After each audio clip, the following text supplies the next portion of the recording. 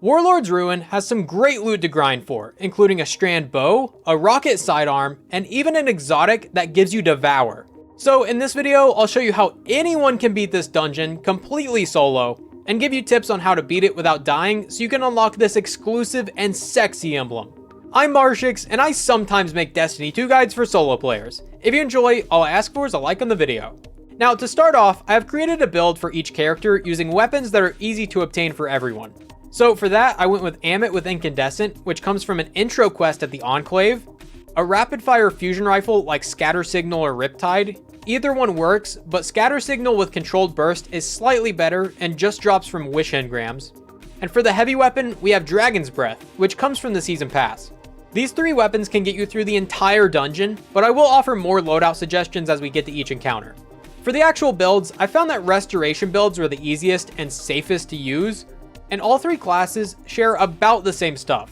Ember of Searing to create fire sprites by killing scorched enemies, Ember of Mercy to get restoration by picking up those fire sprites, Ember of Empyrean to allow you to extend the timer of restoration and radiant by getting solar kills, and Ember of Torches to make you radiant with melee hits, which will help for DPS phases. For aspects, Titans have Sol Invictus and Roaring Flames to create tons of sunspots that will heal you and increase the damage of your abilities.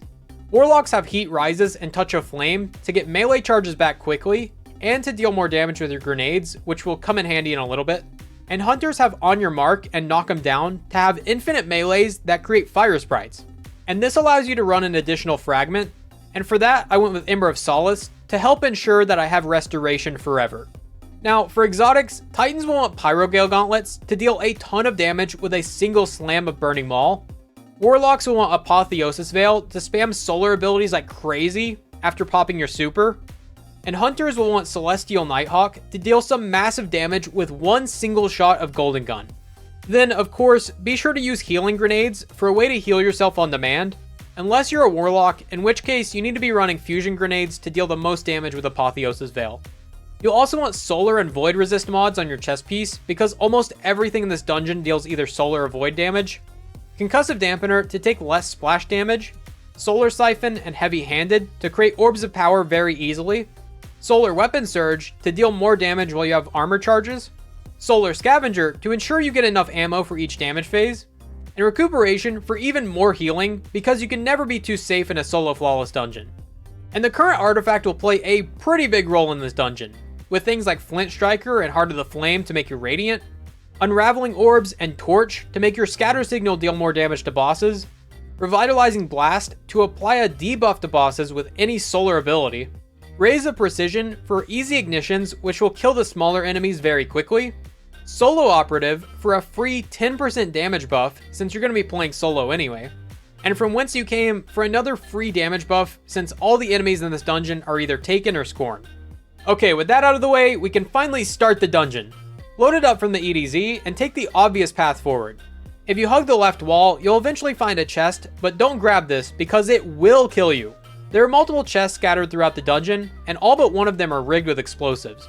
It's random which one is real, but the way you can tell if a chest is trapped is by staring at it for about 10 seconds, and if this blue aura appears around it, it is trapped and it will spawn multiple suicide bombers.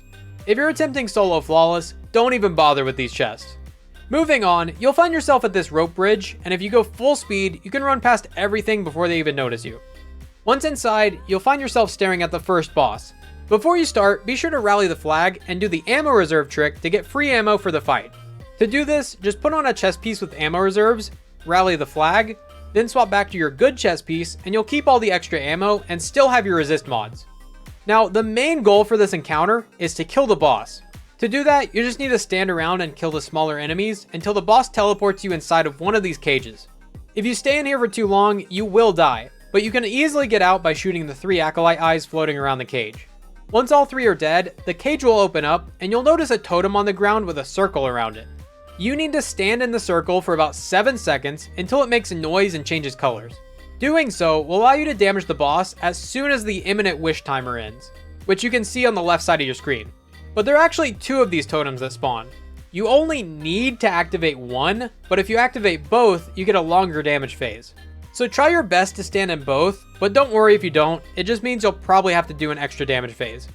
Once the imminent wish timer ends, you'll get 13 seconds to damage the boss if you activated one totem, or an 18-second damage phase if you activated both totems. Now you just want to shoot him with Dragon's Breath, hit him with a solar ability to apply a debuff, then pop your super to deal a bunch of burst damage. Whether it be your Pyrogale Burning Maul on Titan, Apotheosis Veil Well of Radiance to spam abilities and ignitions and keep the boss stun locked, or your Celestial Nighthawk to deal almost 1,000,000 damage instantly. After that, your Dragon's Breath should reload itself, so you can shoot a second rocket, then swap to your Fusion and shoot 4 shots, which will give Dragon's Breath some time to reload, and continue swapping back and forth between your rocket and your Fusion until the phase is over. As you can see, this deals about 1/3 of his health bar, and it's not very hard to pull off. Just be sure to keep an eye on your health, and if you ever get close to dying, feel free to throw down a healing grenade and back off to deal with the smaller enemies. Once the damage phase is over, just rinse and repeat. If you did everything perfectly, this should only be about 3 or 4 phases, but it's fine if it takes more since you have an unlimited amount of time to beat all the bosses in this dungeon. Just don't die. After 10 minutes of doing the same thing over and over, you'll eventually beat the boss and go directly to jail. Do not pass go, do not collect $200. This is a simple puzzle, and it's even easier when you're playing solo. In the cell where you spawn, you'll notice the skeleton with a number next to it. This is the solution to the puzzle. There are 6 of these circles around the room. Shoot them once to make them spin left, shoot them again to deactivate them, then shoot them a 3rd time to make them spin to the right. Now, the skeleton we saw a second ago has its right hand sticking out, and it has the number 5 beside it. And in the cell next to it, there's another skeleton with its left hand pointing at a number 1. This means we need to shoot 5 of those circles so they spin to the right, and one of them needs to spin to the left. It's really that simple. These numbers can change, so it's not always going to be 5 and 1. You'll just have to check for yourself to see how many you need to shoot in whatever direction. Once all 6 are spinning in the correct way, shoot the glowing lever to open the doors, and collect the loot that's been taunting you this entire time. Before we get to the next boss, we need to traverse through a maze full of traps, and not the good kind. The traps start as soon as you jump through the ceiling, so keep an eye out and follow the path I'm taking. These are the traps right here on the wall. If you get too close to them, they will shoot out spikes that insta-kill you, so be sure to jump over these. Then at the end of the hallway, take a left and slide under this trap. Then take a right into the broken wall and head left, and in this first turn, you want to hug the left wall. It's kind of hard to see, but there are spikes on the right half of this hallway. Then immediately take a left and jump over more spikes. Then you're safe for a little bit while you're walking downstairs. And when you get to this part with the hanging flag, take a right and jump because there's a hole in the ground that will kill you. And from here, it's relatively safe. There are 2 chests in this area if you want some extra loot, but remember, they could be trapped, so be careful. Once you get outside, there are a few rocks that fall if you stand on them, so keep an eye out for them. Also, you can kill everything on the bridge, but if you're not a you can just run past everything and you'll be perfectly fine. If you aren't fine, just throw down a healing grenade and you will be fine. There is another chest just right inside the main entrance of the castle, but the correct path to the next encounter is actually outside and to the left. You have to enter through a sewer grate, and right below it is a falling rock, so be sure to jump into it from the side. Now just follow the path forward until you reach the Locus of Wailing Grief. Sounds like me when I have to play this stupid game every day. Anyway, this encounter is kinda difficult, but there are some ways to make it a lot more manageable. Loadouts are the same as before, with the one exception being Taken Spec on your fusion rifle. Boss Spec increases your damage by 7%, and Taken Spec increases your damage by 10%. It's a minor difference, but every bit helps. Now, rally the flag and shoot the Taken Ball to start. This will summon a Taken Ogre boss in the middle of 4 fire pits that are not lit. In order to damage the boss, we need to light all 4 of them. To do this, we need to shoot the 6 Acolyte eyes that are hovering in the air. This will summon a Blizzard and 2 Yellow Bar Chieftains, one on the left and one on the right. While you're in the storm, you'll gain stacks of Biting Cold. 9 stacks slows you, 10 stacks kill you, so you want to lose this buff before it reaches 9 stacks, ideally before then. To lose Biting Cold, you simply just need to stand near these torches that are all along the cliffside. Now, while this storm is going on, you'll need to activate more of those wish totems like the ones in the first encounter. The chieftains that I mentioned before will spawn 1 totem after a little bit of waiting, and when you kill them, they will drop another totem. Same thing as before, just stand in these for about 7 seconds to activate them, but be sure to keep an eye out on your Biting Cold stacks and run over to a torch before it reaches around 6 or 7 stacks, just to be safe. Typically, you have time to wait for the first totem to spawn, stand in it while you're killing the chieftain, let the first totem finish, reset your Biting Cold stacks at a torch, then come back for the second totem.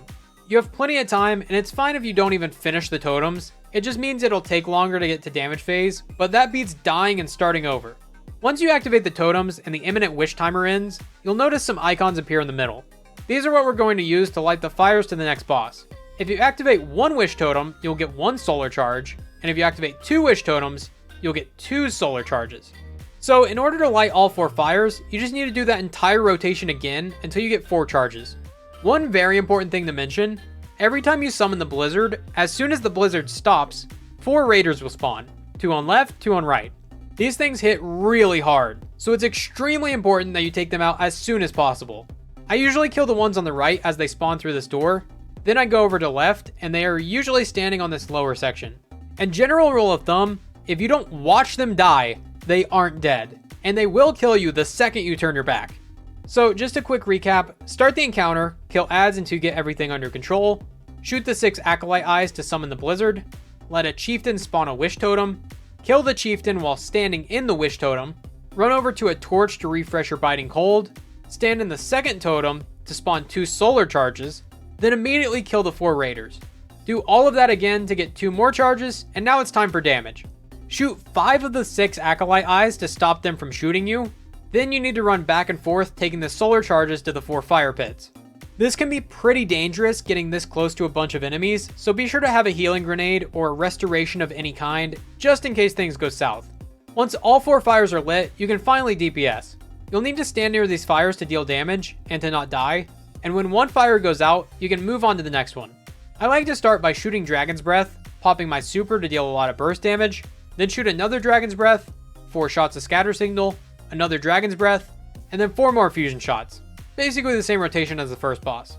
Once the first fire goes out, you'll actually have a few seconds to run around and look for ammo, and also stall for super energy. You will be getting biting cold stacks during this time though, so be sure to not stall for too long. Get to the next fire, and same rotation minus the super. Just swap between Dragon's Breath and Scatter Signal, and try and deal damage with abilities too so you can debuff the boss and make yourself radiant. Then same thing as before, look around for ammo and orbs, and if you haven't already, kill the smaller enemies that might be giving you problems. Move on to the third fire and do the same thing, and when you reach the 4th fire, you may have another super if you stalled for long enough. If you did this entire damage phase perfectly, you'll deal over 1/3 of his health bar, and from here it's just rinse and repeat. Kill ads, kill acolytes, get the totems, kill the raiders, dunk the charges, and damage. And if it wasn't obvious by the gameplay, I find the right side chieftain the easiest, since you can hide inside this little building, and try to avoid jumping when you're near a ledge because the boss can push you off the map. Another tip is to not let the boss get too close to you during your damage phase, because your rocket will be spewing out explosions that can and will kill you. So if that ever happens, just back off and play it safe.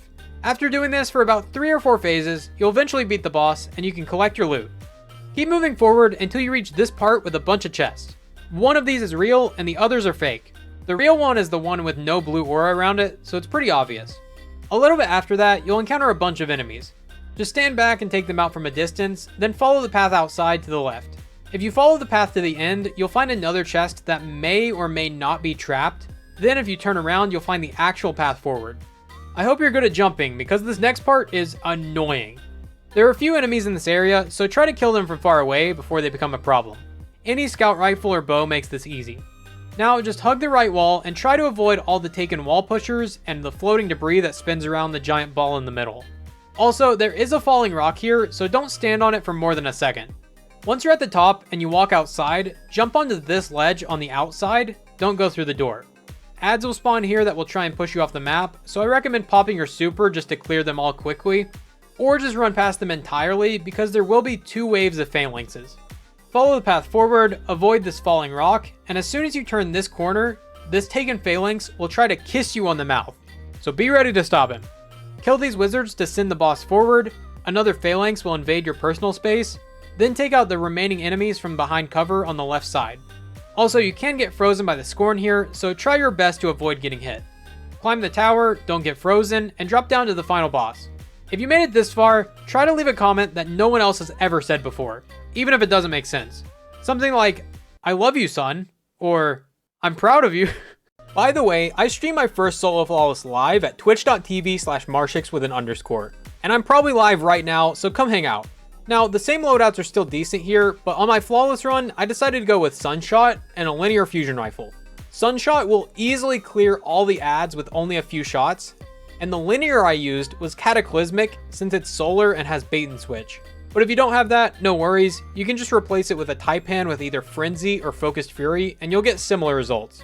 Also, this is a Taken boss, so use Taken spec on your weapons. And Titans, Pyrogale is completely useless here since the boss is just floating in the air, so I recommend swapping to Throwing Hammers and Loreley Splendor. This will spawn a sunspot for you when you get weak, so it's an easy source of restoration. Start this encounter by shooting the Taken ball, then just clear adds from the right side until these wizards spawn. Kill them, then shoot the Acolyte eyes that are floating around the boss. This will summon 2 chieftains like the ones from before. We only care about the right side chieftain, so wait for him to drop a totem, then kill him to get the second totem. Stand in these totems just like before, and if you can get them to overlap, this makes it a lot faster. And while this is happening, you'll notice you have a new debuff called Hex of Vengeful Corruption. If this timer reaches 0, you die. The way you get rid of this is by punching this corrupted Hex Drinker. This won't remove the Hex entirely, it just transfers it to the Hex Drinker, which means if he punches you back, you get the Hex back. So what you want to do is either punch him at the very last second, or the safer option, punch him and then just run away until he dies. Titans can also place down a barricade, which will blind him if he tries to enter, making him less likely to punch you back. Once the Hex goes away and the 2 wish totems are active, you can start setting up for damage. Warlocks can just place down Well of Radiance right in front of the boss, but this is very risky for Hunters and Titans. Fortunately, you can just jump up to the right side and deal damage from here without having to worry about anything shooting you. Remember to debuff the boss and become Radiant with your melee, then DPS with everything you have. You should be able to deal enough damage to send him to his next phase, but if your damage wasn't high enough, you can just drop back down and do it all over again. There's no time limit. If you did deal enough damage, jump up to the next area and hang out on the right side. This is a lot safer since you have plenty of cover in this building. Now it's just the same thing. Kill adds, kill acolytes, get 2 wish totems, punch the Hex Drinker, make sure he drinks the Hex, then DPS. I stood around this right side and just tanked all the damage with my healing grenade, but it's definitely way safer to take an extra few seconds to clear out all the adds with Sunshot. Once you deal enough damage, the boss will ascend to the next floor. Here, I like to stand all the way in the back until everything's cleared out, then I move up to the left side since there's a little bit of cover, and then I take out the chieftains, activate the 2 totems, and then let this guy drink the Hex. Now, this damage phase is definitely the toughest of the 3, at least survivability wise, so take the time to clear adds if you're on a hunter. Warlocks can drop well and do everything as normal, and Titans can create a sunspot with your melee to heal you with, or just pop hammer since that gives you a damage reduction. Once you send the boss to his next phase, you'll have as much time as you need to look for ammo on any of the other floors, and wait for your super to come back too. Now you can jump up to the next floor, and this is the main damage phase. Use the pillar as cover and dump everything you have into the boss. Shoot your rockets or linears, pop your super, and as soon as the boss goes immune, jump off the platform back to the previous floor.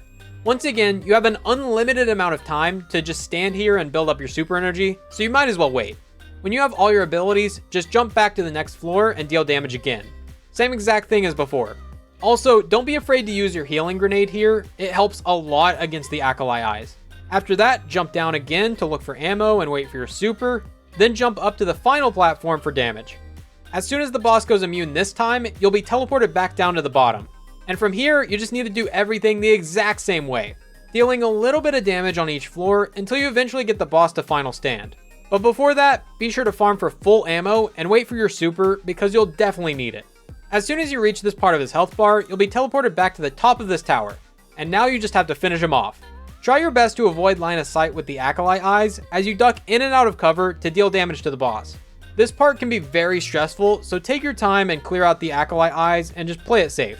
I even popped my super just for the damage reduction, and I used it to complete the run.